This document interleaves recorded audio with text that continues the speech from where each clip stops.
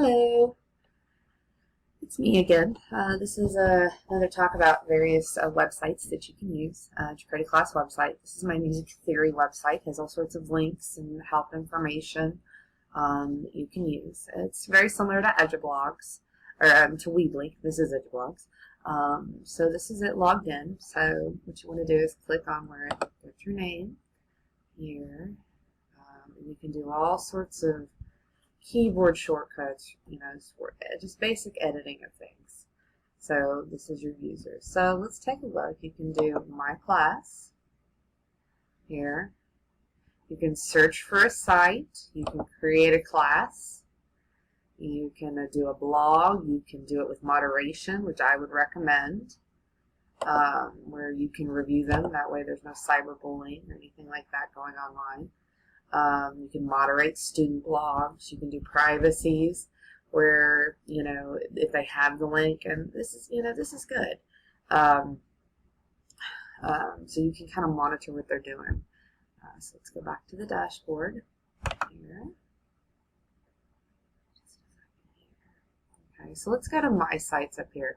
So this is music theory. So let's go to the dashboard because we want to edit it.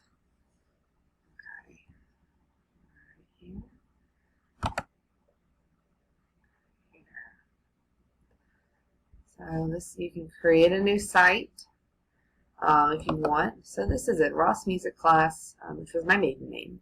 So Music Theory Help to the Rescue. So you've got advanced help, free manuscript paper, all sorts of links.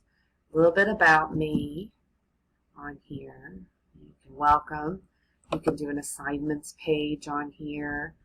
These are the assignments in class. We went over basic writing, void parallels, things like this. They can do comments on it. Your kids can comment on the link and you know who they are. Documents in here. You can upload. These are games that I created using Microsoft Word. The kids can comment. You can leave a reply. There's all sorts of things you can do with this. It's kind of great. So let's go up here. We want to customize it. So let's just add something to it.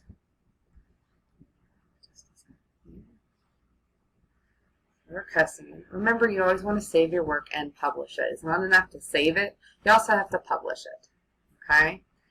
So let's take a look at the menus here. So you can add a new menu. So let's just say we want to add choir class. Okay, so we're going to create a menu. Okay, let's make it on the primary menu. So that's kind of thinking. Okay, so then we want to save and publish that. Let's think. Okay, so let's add items to that. So let's add a page. You can add home to it. Okay, so you can add a category to it. You can do it, let's just do homework. Okay, so we always want to save and publish it. Let's go back.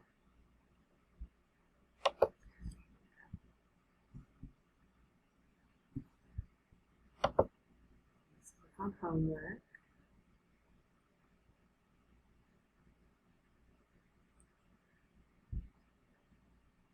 Let's add a widget to it. You can add a widget. You can add a calendar to it. Required. Oh, oops. Save and publish.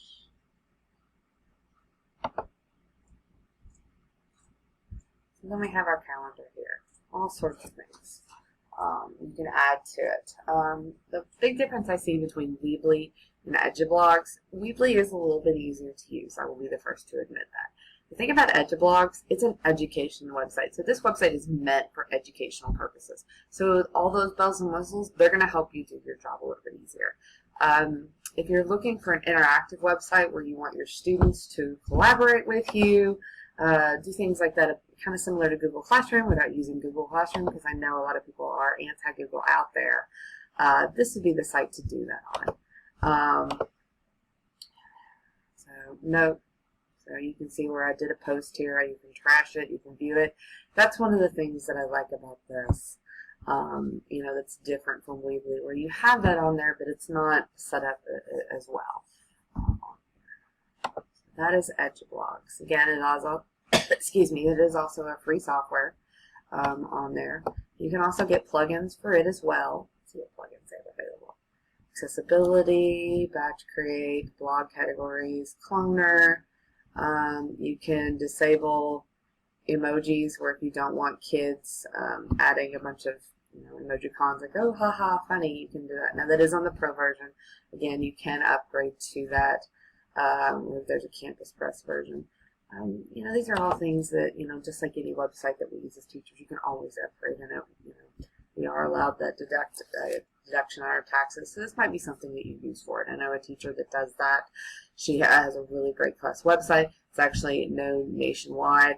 It's musictechteacher.com, and it's pretty great. And that's what she does. Like, she uses her $250 for you to set the website. I'm not saying that you should do that, but that may not work for you. But this is a great little free website where you can put your assignments on there. Assign homework. This is the homework for the night. So when the kid goes home and mom and dad ask, is there homework? And they say no. Well, they can pull it up on the website and see that that's not true. So great little site too.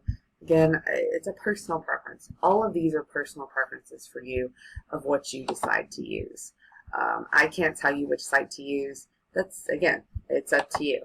It's kind of like I kind of equated to some people will only drive Fords, some people will only drive Chevys. What you do is up to you. But I do encourage you to use a class website. The research is out there. It improves homework. It improves parent communication. Kids like organization. They like to see, hey, this is what we're going to do today. I know this is what we're going to do. Even the kid that is the most unorganized kid on the planet, they still like to know what you're doing that day. They like to know, just like anybody, I want to know what I'm going to do when I go anywhere. It has to be planned out. So I hope this helps clarify what our project is going to be for the school for the next year, where we're going to put out teacher websites for our class. For the whole year, we're going to keep them updated. I don't want to see anything 2 years down the road where I've got a 2016 website and it's 2019 that hasn't been updated.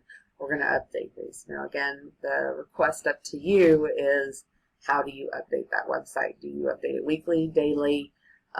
You could do monthly if you're that organized, but again, if parents are going to communicate with you, you don't want them to send to a dead email. There's nothing worse than sending an email somewhere and never getting a response, and you wonder if you said it or did something wrong, when in reality it's sitting in a mailbox. It's not used anymore. So I hope this helps with our project that we've got planned for the 2016-17 school year.